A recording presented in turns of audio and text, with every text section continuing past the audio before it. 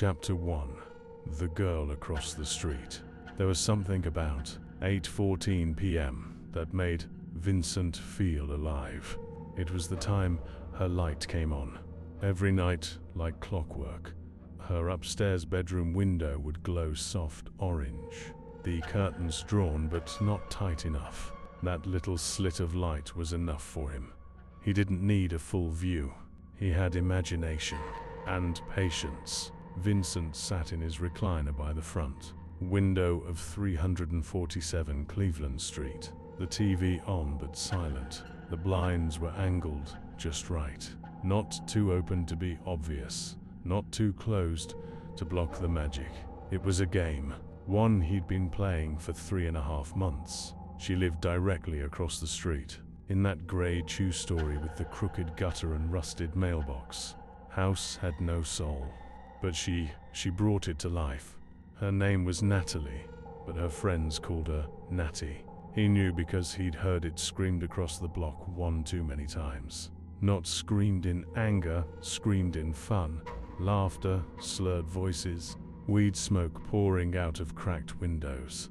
That kind of screaming. Natty had a rhythm to her, like music walking. She moved like someone who didn't give a fuck, slow, fluid, unaware of how hypnotizing that made her. Long braids or messy bun, oversized hoodie and socks. Outside, can top and shorts. Inside, he'd seen it all, every version of her, and every version drove him closer to the edge. She was 19, he was 45, but love, real love, didn't play by rules. It didn't give a damn about age gaps or society's bullshit. That's what Vincent told himself over and over. Tonight, she was home early. He saw her slide the screen door open around 7:50. Lighter in one hand, half-rolled blunt in the other. She stood on her porch and sparked up, hoodie unzipped, no bra, just standing there like she owned the whole goddamn street. Vincent gripped the armrest of his recliner, breathing shallow, and the window glass in front of him fogged from his exhale. He didn't blink, didn't want to miss a second. He mouthed the words as she said then jokes to someone on FaceTime. Laughter echoing into the street. She had no idea she was being watched, admired, protected. He didn't see it as stalking. Stalking was for creeps. This was different. He was studying her, understanding her, loving her from a safe distance. For now. She went back inside after a while, smoke trailing behind her. A second later, the upstairs lights turned on. Bardenschussefin p.m. Vincent smiled. Same time, same window, same girl. He reached under the recliner and pulled out a little leather-bound notebook.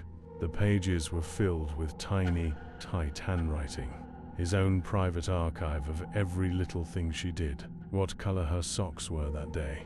How many seconds she held her inhale. What kind of music she played in the shower.